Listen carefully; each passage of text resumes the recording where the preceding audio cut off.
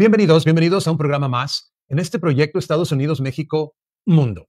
Estados Unidos, México, Mundo con la intención de proveer, ofrecer información que nos pueda renovar y transformar para ver si logramos la utopía de cambiar el mundo.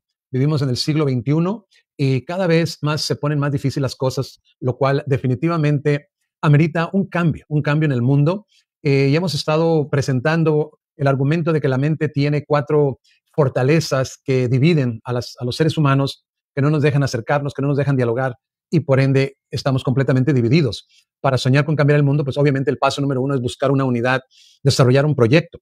Entonces, en esa búsqueda de esas cuatro fortalezas que son el racismo, clasismo, capitalismo y religionismo, nos dimos también a la tarea de echarle un vistazo a la historia. Hemos estado presentando 2.500 años de historia simplemente para ver cómo se ha ido desarrollando la sociedad, pero con énfasis en la economía, porque obviamente todo es economía y todo es política. Así es que eso es lo que nos ocupa. Ojalá que nuestros programas le motiven, que nuestros programas puedan prender una chispa, ¿verdad? Encender una chispa para buscar esa utopía, ese proyecto.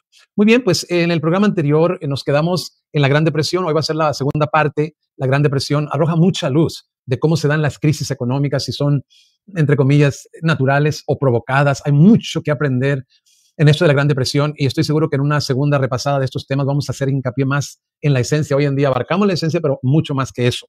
Así es que lo invitamos a que se sume, a que nos ayude, poniendo también su mente a trabajar para ver de qué manera puede cambiar el mundo, ¿verdad? Desde su perspectiva, iniciar la conversación, el debate. Y también si usted considera que estos programas pues, pueden ayudar de alguna manera, pues que nos ayude a difundirlos. Muy bien, vamos entonces a entrar en materia. Hoy segunda parte de la Gran Depresión y aquí lo que hay que señalar es cómo esta Gran Depresión se va a difundir, porque recordemos que surgió en Estados Unidos, fue su epicentro, digamos, pero sí se difundió a todo el mundo. Hoy vamos a ver ese aspecto, ya en un siguiente programa vamos a ver cómo empieza la recuperación de la Gran Depresión. En eso de la difusión hay un término muy importante que algunos por ahí han usado y es decir, que esta Gran Depresión fue exportada por Estados Unidos a otros países.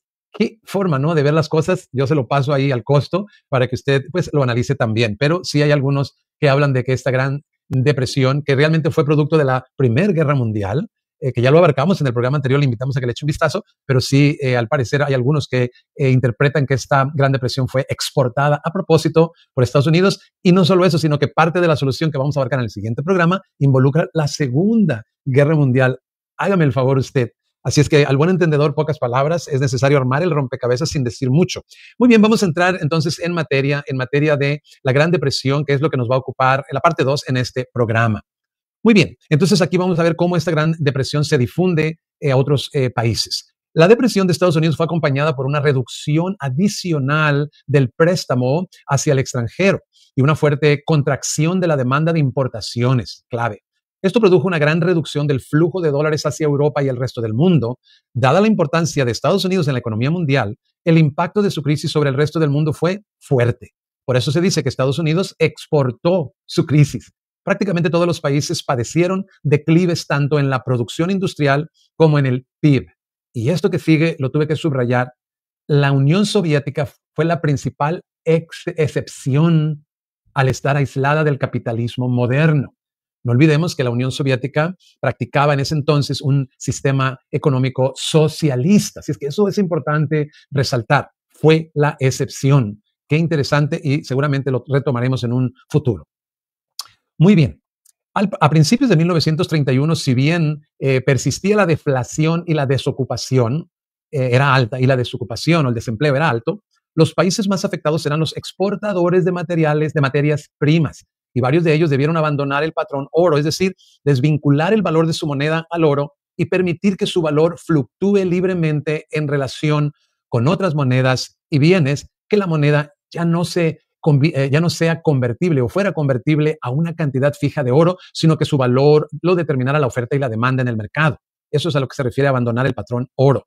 Sin embargo, con la quiebra del Credit Anstalt, el banco principal de Austria, se produjo una fuga de capitales en Alemania, Gran Bretaña, Estados Unidos, quien decidió, Estados Unidos, terminar con el patrón oro. Hacia finales de 1932, casi todos los países del mundo lo habían hecho. ¿Qué le parece? Todos esos temas los vamos a abordar de uno por uno ya en particular, pero más adelante. Alemania logró una moratoria en el pago de las reparaciones de la deuda. Se ha de acordar usted que le impusieron unos pagos bárbaros al culparla de la Primera Guerra Mundial. Y ella logró una moratoria en esos pagos de su deuda, pero igual decidió aumentar las tasas de intereses, lo que provocó una profundización en la caída de la actividad económica y un incremento de la desocupación. La devaluación del marco fue descartada por temor a la inflación. La alta desocupación creó un clima de conflictividad social y política que allanó el camino a la llegada de Hitler al poder. Imagínese usted, todo está conectado. Gran Bretaña, por su parte, abandonó el sistema monetario tradicional dejando flotar la libra, o sea, su moneda. Esto produjo su depreciación. Esto fue la demostración del liderazgo británico y permitió que la economía británica se recuperara de forma razonable, librada de las condiciones impuestas por una moneda sobrevaluada y altas tasas de interés. En poco tiempo se produjo la desorganización y la destrucción parcial de la maquinaria que movía la economía internacional. Esto es clave. Los países buscaron una salida a la crisis al desaparecer la cooperación financiera. Esto produjo un deterioro de los términos de intercambio y significó el descenso en los precios de materias primas respecto a los productos manufacturados.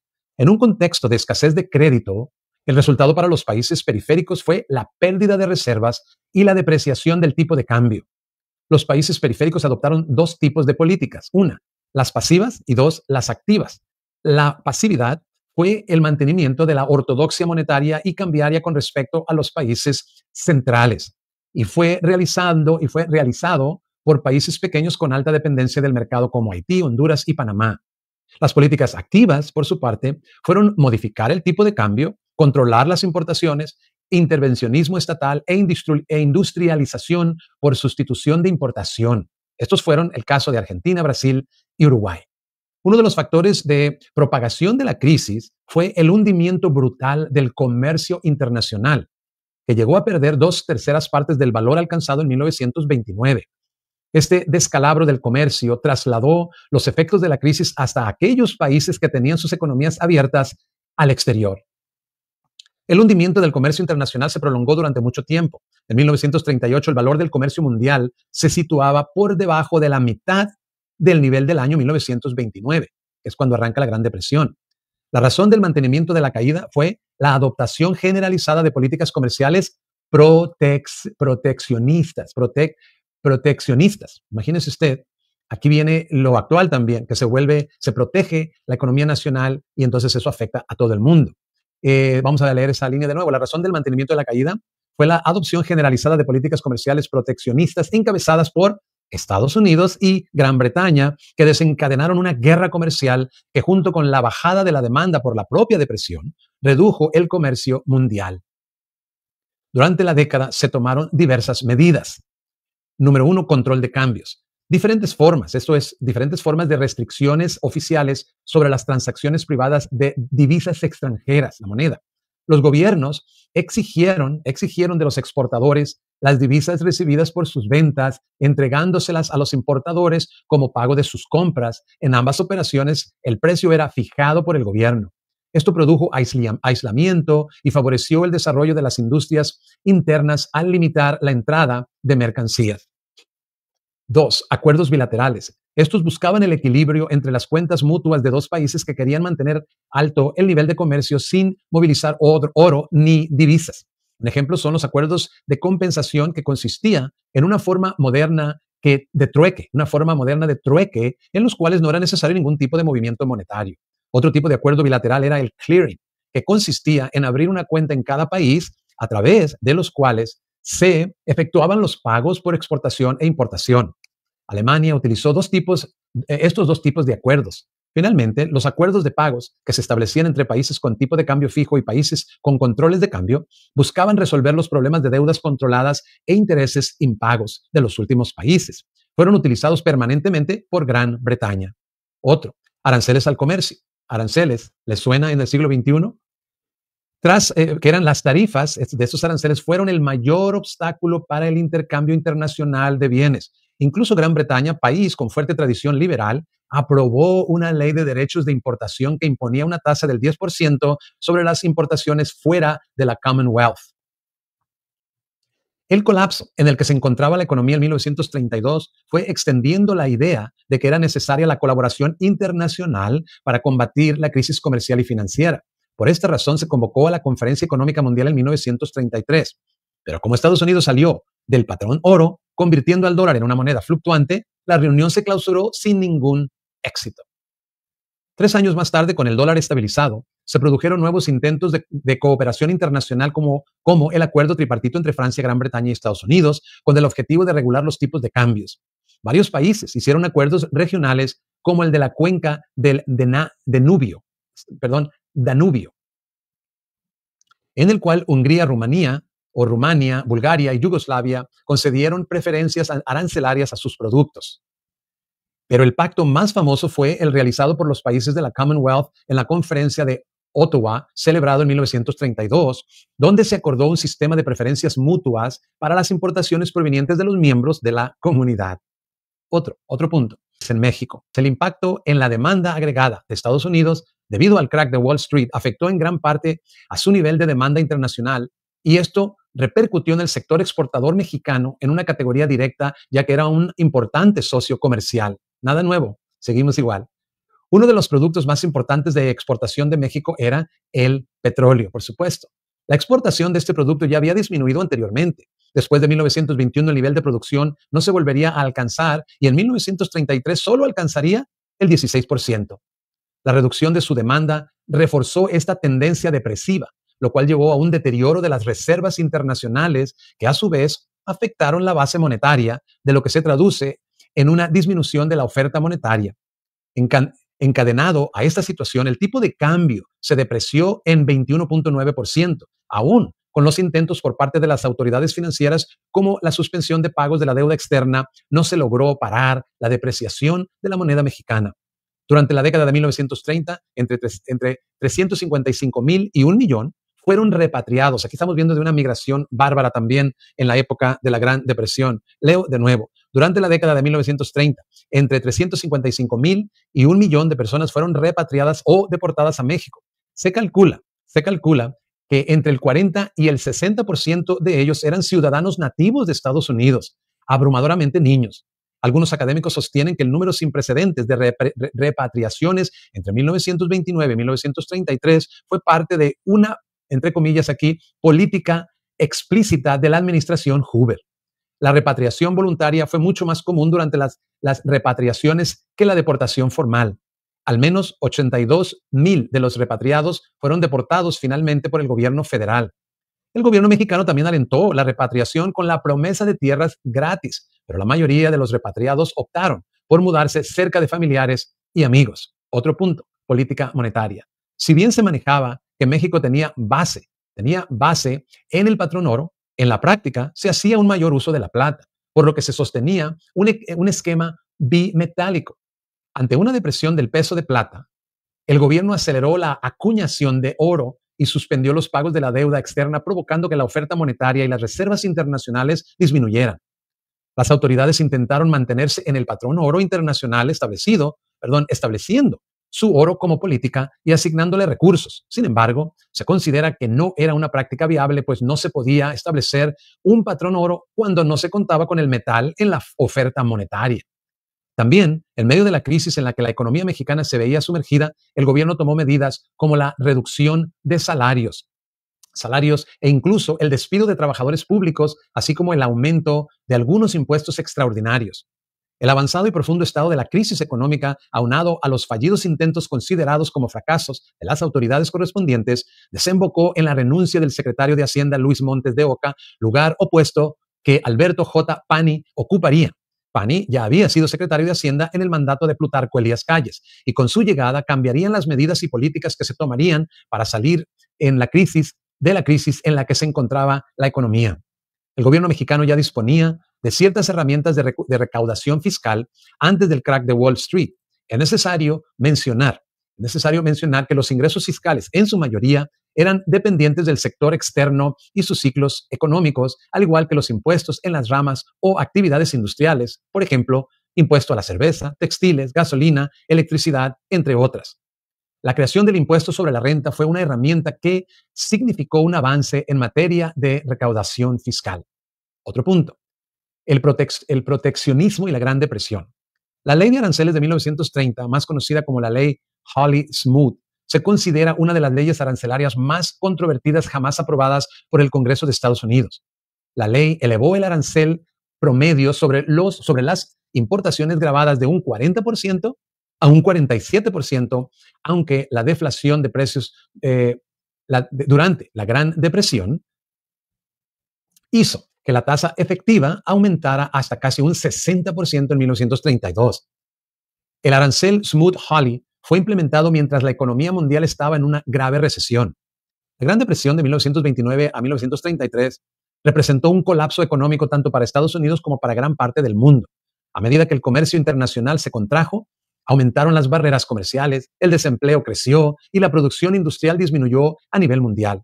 Por ello, muchos atribuyeron parte de la crisis económica global al arancel Smoot-Hawley. El grado en que esta relación contribuyó a la gravedad de la Gran Depresión sigue siendo objeto de debate. Análisis muestran que parte de la caída en el comercio se debe al arancel y no a otros factores como la disminución de los ingresos o las represalias extranjeras. Evaluaciones indican que el arancel Smoot-Hawley redujo las importaciones entre un 4 y un 8%. Además, una simulación contrafactual sugiere que casi una cuarta parte de la caída observada del 40% en las importaciones puede atribuirse al aumento del arancel efectivo. Aquí se está resaltando el efecto negativo de los aranceles. No hay evidencia de que la legislación haya alcanzado sus objetivos de creación neta de empleo o recuperación económica. Pareciera como que estamos volviendo a vivir lo que se volvió en la guerra, en la Gran Depresión. Mire usted lo que dice aquí. No hay evidencia de que la legislación haya alcanzado sus objetivos de creación neta de empleo o recuperación económica. Incluso desde una perspectiva keynesiana, la política fue contraproducente, ya que la caída de las exportaciones superó a la reducción de las importaciones. Aunque la disminución de los ingresos extranjeros fue un factor clave en el colapso de las exportaciones estadounidenses, el arancel también limitó el acceso extranjero a dólares estadounidenses, apreciando la moneda y haciendo que los productos estadounidenses fueran menos competitivos en el exterior. Una de las consecuencias más dañinas de la ley fue el deterioro de las relaciones comerciales de Estados Unidos con sus socios claves, como que si estuviéramos viviendo de nuevo, quiero repetir, este fenómeno. Terminan otras naciones viendo muy mal a Estados Unidos por sus acciones. Promulgada en un momento en que la Sociedad de Naciones, esta fue la que se formó después de la Primera Guerra Mundial, promulgada en un momento en que la Sociedad de Naciones intentaba establecer una tregua arancelaria global, la ley Smoot-Hawley fue ampliamente percibida como una medida unilateral y hostil que socavó la cooperación internacional. En su evaluación, el impacto más significativo a largo plazo fue que el resentimiento generalizado impulsó a otros países a formar bloques comerciales discriminatorios. Estos acuerdos preferenciales desviaron el comercio de Estados Unidos y obstaculizaron la recuperación económica mundial. Esto es precisamente lo que en el siglo XXI está ocurriendo. Se forman otros bloques comerciales. The Economist observó que la ley, abro comillas, que aumentó los aranceles medios sobre las importaciones en alrededor del 20% e incitó a una guerra comercial de represalias, fue devastadoramente efectiva.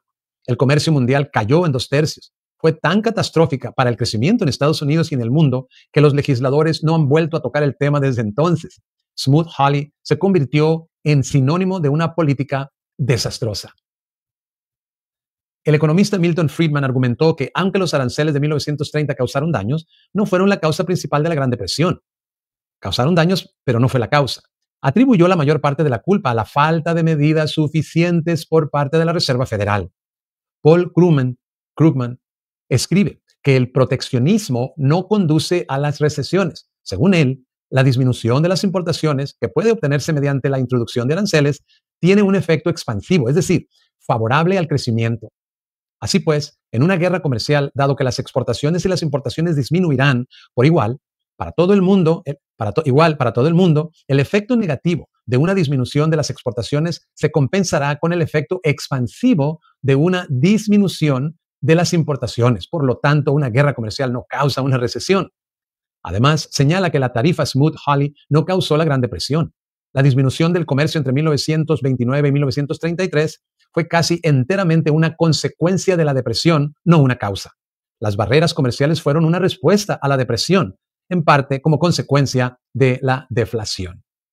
Aquí nos detenemos porque en el siguiente programa hablaremos sobre la recuperación, que obviamente se empieza a dar donde se originó la Gran Depresión en Estados Unidos. Le vamos a agradecer mucho nuevamente. Muchas gracias por sintonizar estos programas. Muchas gracias por ayudarnos a compartirlo y sobre todo nuestro deseo de que estos programas puedan ayudarnos a conocer mejor cómo hemos llegado a donde estamos y cómo vamos a salir siendo libres de estas 4 fortalezas, buscando una unidad, una conversación, un debate para poder entonces diseñar un proyecto diferente. Este proyecto, este sistema capitalista, a mi juicio, está caducado y urge un nuevo modelo. Pásenla muy bien. Hasta la próxima.